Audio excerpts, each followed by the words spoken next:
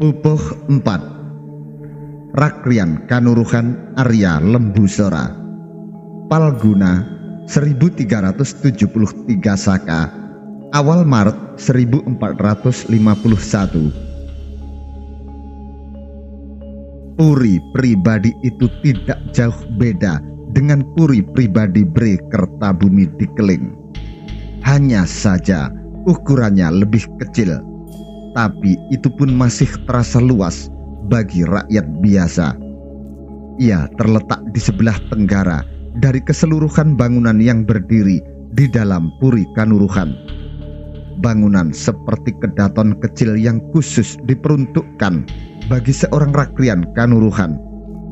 Di tempat inilah Rakrian Kanuruhan Kahuripan tinggal, dan dari sini pula dia mengawasi kerja Syah Bandar di ujung Galuh.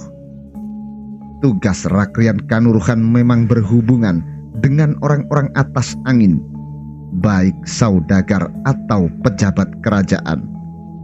Karena itu, seorang Rakrian Kanuruhan dituntut mampu berbahasa atas angin. Semakin banyak bahasa atas angin dia kuasai, semakin terkemukalah dia di depan raja dan negeri tetangga.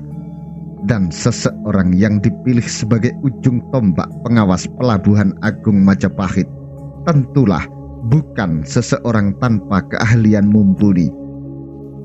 Rakrian Kanuruhan Arya Lembusora bekerja untuk Kahuripan, namun kedudukannya di bawah kendali langsung Rakrian Kanuruhan Majapahit.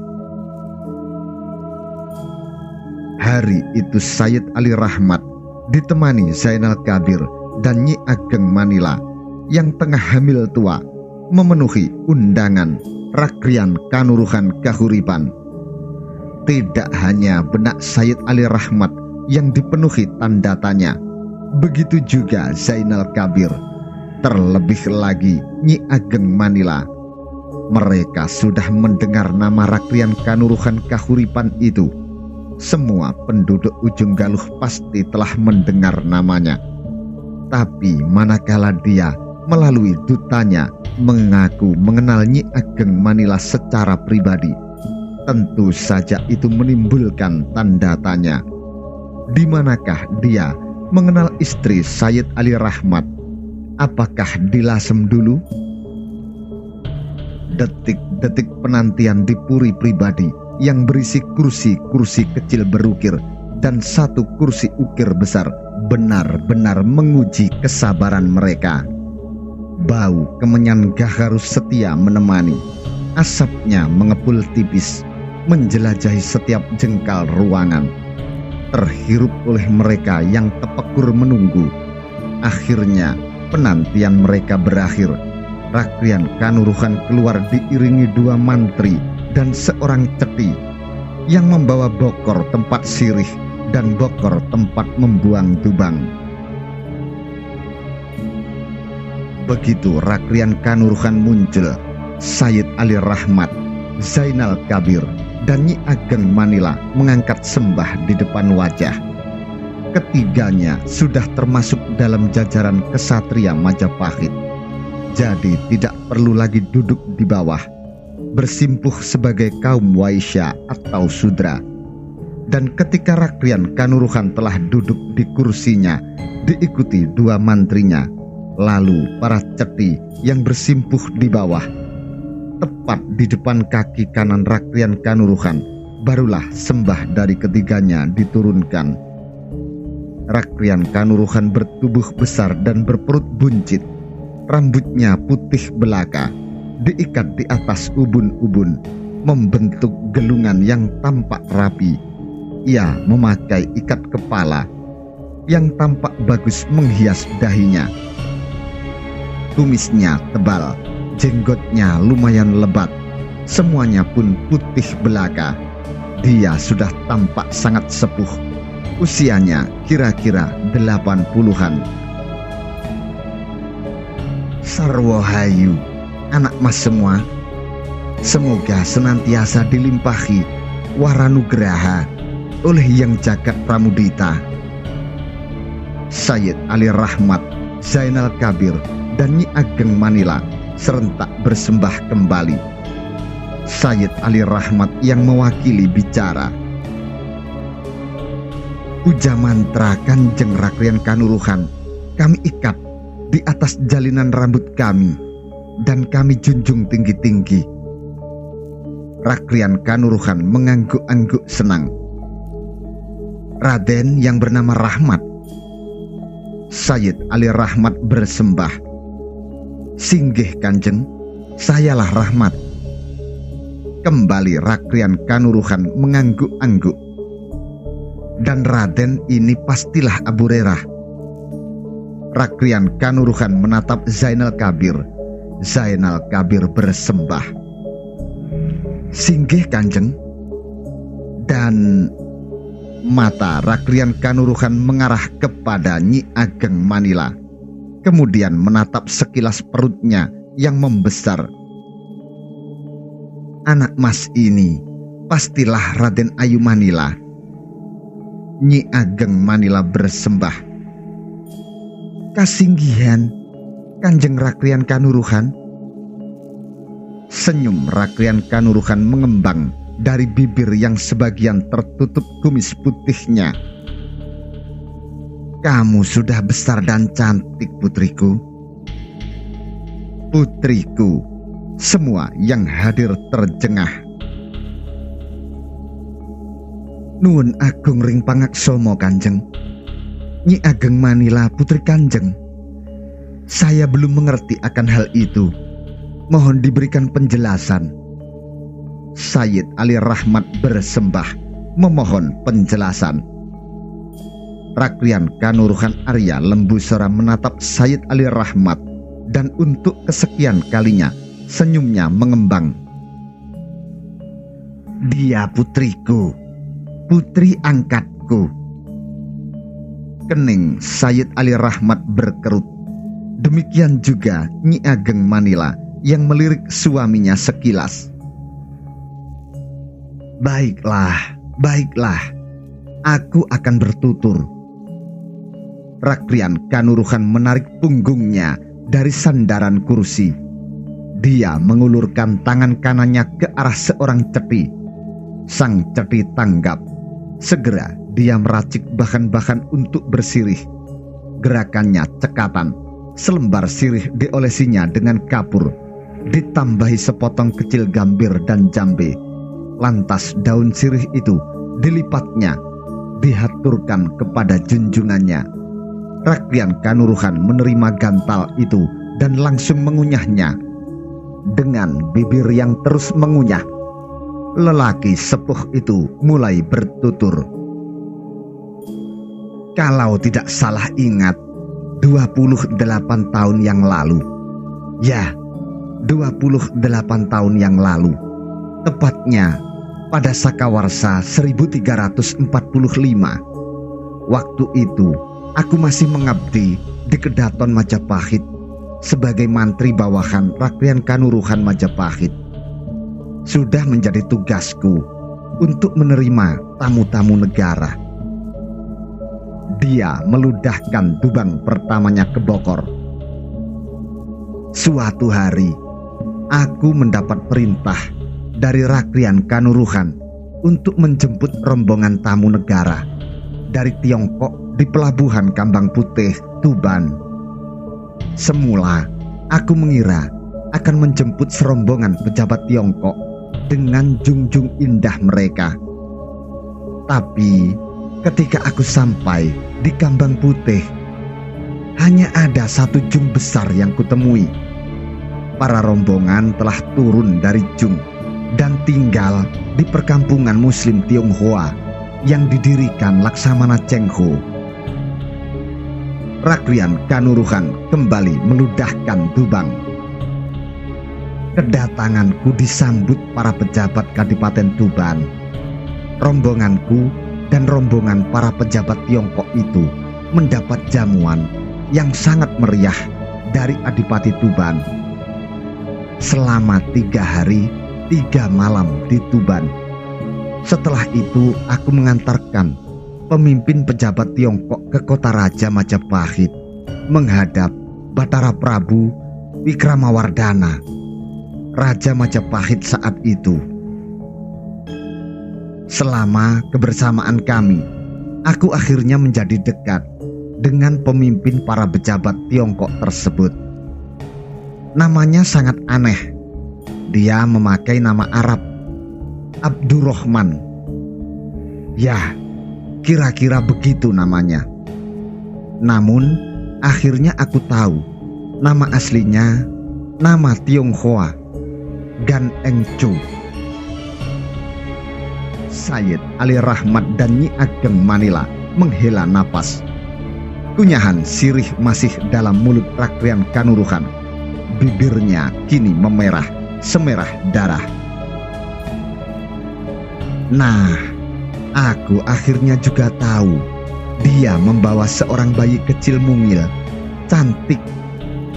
Dia berkata itu putrinya, hasil perkawinannya dengan wanita Tagalog di Maynila. Ibunya telah meninggal, dan ketika dia dipindah tugaskan ke Jawa, dia bawa serta bayinya yang baru 1 tahun. Dia memberinya nama yang cantik, Ayu Manila. Bayi itu sekarang di depanku. Kamulah itu, anak Mas Ayu. Nyi Ageng Manila bersembah takzim. Dan ternyata aku jatuh cinta pada bayi itu. Kebetulan saat saudagar Gan Eng Chu di Majapahit, putra keduaku Arya Baribin yang masuk dalam jajaran prajurit laut Majapahit seringkali punya kesempatan untuk bertandang ke Kedaton. Dia juga menyukai bayi itu, dan dia setuju manakala aku ingin mengambilnya sebagai anak. Sedikit jelas duduk permasalahannya sekarang. Tapi ada satu nama yang menarik yang tadi sempat disebut, Arya Baribin. Ya, Arya Baribin. Sayyid Ali Rahmat dan Zainal Kabir ingin membuka mulut, tapi mereka menahan-nahannya karena Rakrian Kanuruhan masih tampak hendak meneruskan tuturannya. Keinginanku itu kusampaikan kepada saudara Gan Eng Chu. Semula dia keberatan, tapi ketika dia berpikir bahwa dia perlu waktu yang cukup banyak untuk membesarkan putrinya, sementara tugas dari pemerintah Tiongkok sedemikian besar, akhirnya dia setuju. Maka resmilah kamu, anak Mas, menjadi putri angkatku. Nyi Ageng Manila bersembah. Dia mulai baru mendengar cerita itu. Nuwun Ageng ring pangaksomo, Kanjeng Rakrian Kanuruhan. Baru hari ini saya tahu perihal tersebut. Sungguh saya tidak mengingat akan hal itu. Nuwun pangaksomo. Rakrian Kanuruhan tertawa sedikit lepas. Sebuah tawa yang terdengar akrab. Jelas kamu tidak akan ingat, anak Mas Ayu. Kamu tinggal bersamaku hanya 1 tahunan. Saat kamu berpisah dariku, kamu masih belum bisa bicara. Perpisahan itu disebabkan oleh perselisihan yang terjadi antara ramamu, Gan Eng Chu, dengan rama angkatmu ini. Rakrian Kanuruhan meludahkan dubangnya agak keras. Ramamu menyarankan aku memeluk agama baru yang dianutnya. Ya, sekedar saran. Tapi aku menganggap saran itu sebagai sesuatu yang kurang patut. Sayyid Ali Rahmat, Zainal Kabir, dan Nyi Ageng Manila menunduk dalam-dalam. Aku, seluruh tanda Majapahit, bahkan Batara Ring Majapahit, tidak pernah meminta orang atas angin untuk ikut memeluk agama yang kami anut. tidak pernah melarang mereka menyebarkan agama yang mereka anut. Kami terbuka menerima mereka di Jawa atau di wilayah Majapahit lainnya. Kami menghormati mereka. Jadi, aku kira adalah sikap yang kurang patut jika Ramamu meminta kami ikut memeluk agama mereka. Dan kamu, anak Mas Ayu, diambil serta-merta oleh Ramamu dari pangkuanku, lalu dibawa ke Tuban. Semenjak itu, kami tidak berhubungan lagi. Bahkan hingga aku diangkat sebagai Rakrian Kanuruhan, aku sempat bertemu Ramamu ketika dia diambil menantu oleh Adipati Tuban. Itu yang terakhir kalinya. Dan ketika Ramamu pindah ke Lasem, dia seolah berada di ujung bumi yang jauh sekali. Namun, anak Mas Ayu, dirimu tetap putriku, putri angkatku. Betapa sukacita hatiku ketika mendapat kabar dari para mantri bahwa kamu memutuskan untuk tinggal di ujung galuh ini.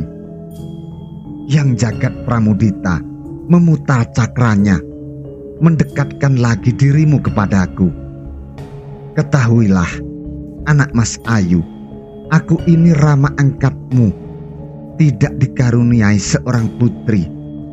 Seluruh anakku yang lahir di sini, di Puri Kanuruhan ini, semuanya laki-laki. Ya, harus diakui, orang Jawa lebih mendambakan kehadiran putra daripada putri. Tapi aku tetap menginginkan seorang putri. Dan kamulah itu anakku. Nyi Ageng Manila bersembah takzim, matanya berlinang-linang. Aku sudah sangat sepuh. Sudah banyak asam garam aku cicipi di sisa hidupku ini, yang pasti tidak akan lama lagi. Aku ingin didampingi oleh seorang putri, dan harapanku terkabul sudah. Sering-seringlah bertandang ke Puri Kanuruhan, anak Mas Ayu. Anggap tempat ini tempatmu sendiri. Kamu pernah hidup di sini, dibesarkan di sini, walau kamu tidak mengingatnya lagi. Kembali Nyi Ageng Manila bersembah. Keharuan merebaki hatinya. Sepeninggal ramanya, Haji Gan Engcu, dirinya sering merasa sebatang kara. Ibu sudah tidak punya, Rama pun meninggalkannya. Yang dipunyainya hanyalah seorang ibu tiri, Raden Ayu Teja, dan seorang suami, Sayyid Ali Rahmat. Tiada yang lainnya lagi. Tetapi Tuhan Maha Besar, kini dia dianugerahi seorang ayah baru. Oh, bukan baru, melainkan lama. Yang lama berpisah kini hadir kembali, meskipun ia tidak mengingatnya lagi. Beberapa butir air bening menetes dari mata Nyi Ageng Manila. Mendekatlah ke Ramamu, anak Mas Ayu, putriku. Rakrian Kanuruhan meminta Nyi Ageng Manila mendekat. Didahului sembah, Nyi Ageng Manila lantas berjalan simpuh. Dengan perut besarnya, perlahan namun pasti, tubuhnya bergerak mendekat ke tempat Rakrian Kanuruhan. Ketika sudah berada tepat di depan sosok sepuh tersebut, segera dia bersungkem. Mata Rakrian Kanuruhan berkaca-kaca, dipegangnya kepala Nyi Ageng Manila. Kalau kamu mau, tinggallah di puri ini. Mintalah perkenan suamimu. Kamu pun bisa melahirkan anakmu di sini. Banyak ceti yang siap sedia merawatnya di sini. Kasinggihan Kanjeng. Panggil aku Rama, anakku. Kasinggihan Kanjeng Rama. Nyi Ageng Manila kini benar-benar menangis. Cukup lama dia bersungkem. Ketika tangisnya sudah surut, dia memberikan sembah dan berkata, Nuwun agung ring pangaksama Kanjeng. Tidak apa-apa, anak Mas Ayu putriku. Tidak apa-apa. Hatiku semenjak lama merindui air mata bakti seorang putri. Sudah. Dan Andika anak Mas Rahmat. Sayyid Ali Rahmat yang semenjak tadi tertunduk buru-buru mengangkat sembah. Kasinggihan Kanjeng, apakah Andika perkenankan istri Andika tinggal di Puri Kanuruhan? Sayyid Ali Rahmat menghela napas. Setelah mengangkat sembah, dia menjawab, saya serahkan sepenuhnya kepada Yayi Manila, Kanjeng. Rakrian Kanuruhan menatap Nyi Ageng Manila. Katakanlah kehendak hatimu, anakku. Nyi Ageng Manila bersembah. Jika suami saya memperkenankan, saya menurut kepada keinginan Kanjeng Rama. Mengembang senyuman di bibir Rakrian Kanuruhan Arya Lembusora. Itu artinya, Andika Raden Rahmat, saya Kanjeng harus pula tinggal di Puri Kanuruhan. Sayyid Ali Rahmat bersembah. Kasinggihan. Rakrian Kanuruhan mengangguk-angguk. Dia membuang kunyahan sirih di mulutnya ke dalam bokor dubang. Namun tiba-tiba Sayyid Ali Rahmat teringat sesuatu. Nuwun agung ring pangaksama Kanjeng. Ada apa, Raden? Jikalau boleh, saya ingin menanyakan sesuatu. Tentang apa? Tentang putra Kanjeng yang bernama Raden Arya Baribin. Wajah Rakrian Kanuruhan berubah. Ada sirat kemarahan di matanya. Sayyid Ali Rahmat jadi merasa bersalah. Namun wajah lelaki tua yang semula menegang perlahan kembali tenang. Dan itu sudah cukup untuk membuat Sayyid Ali Rahmat tenang. Si Baribin. Lama nian aku tidak berjumpa dengannya. Entah di mana dia sekarang bersembunyi. Sayyid Ali Rahmat, Zainal Kabir, dan Nyi Ageng Manila menangkap sesuatu yang kurang baik. Sayyid Ali Rahmat memberanikan diri bertanya. Bersembunyi, Kanjeng? Ya, sudah lama sekali. Sewaktu Batara Prabu Wikramawardhana masih menjadi Batara Ring Majapahit, dia aku usir karena memohon perkenan untuk keluar dari barisan prajurit laut Majapahit. Tidak salah lagi. Jantung Sayyid Ali Rahmat berdebar. Dia kini yakin, sangat yakin, bahwa Ki Arya Baribin Resbaya, mertua Sayyid Ali Murtazo, tak lain adalah putra Rakrian Kanuruhan Arya Lembusora. Dia kembali bersembah. Kanjeng, adakah Kanjeng mengetahui bahwa saya mempunyai seorang kakak kandung dan tinggal di Majapahit juga?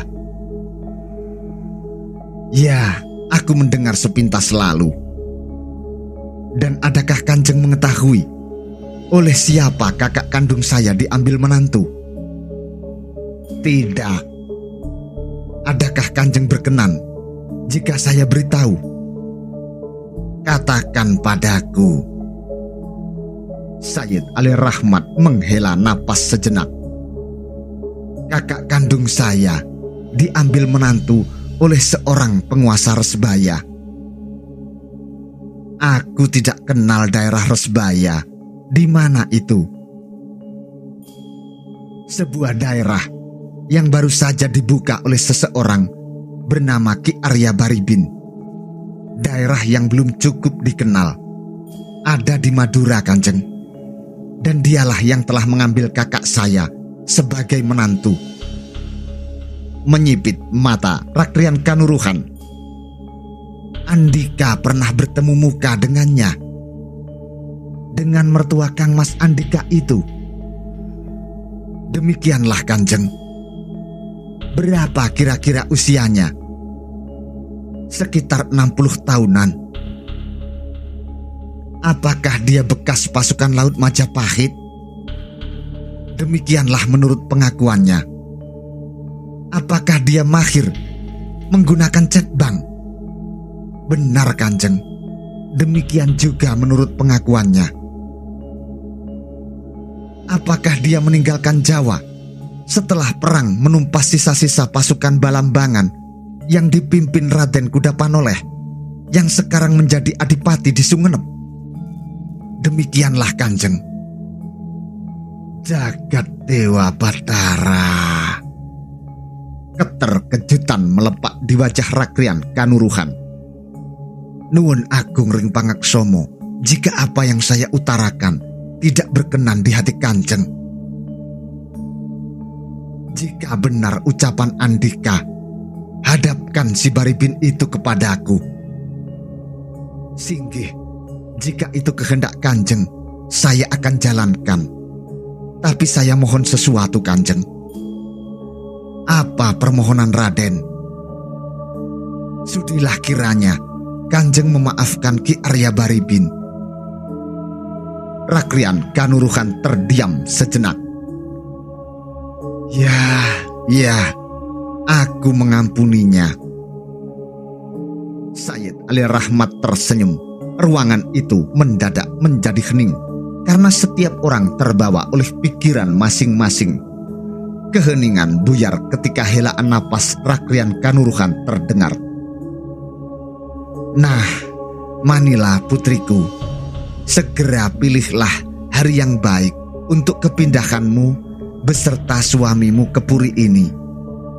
Aku dengar suamimu membangun pasraman di Ngampel Dento dan belum selesai. Aku lihat perutmu sudah semakin besar.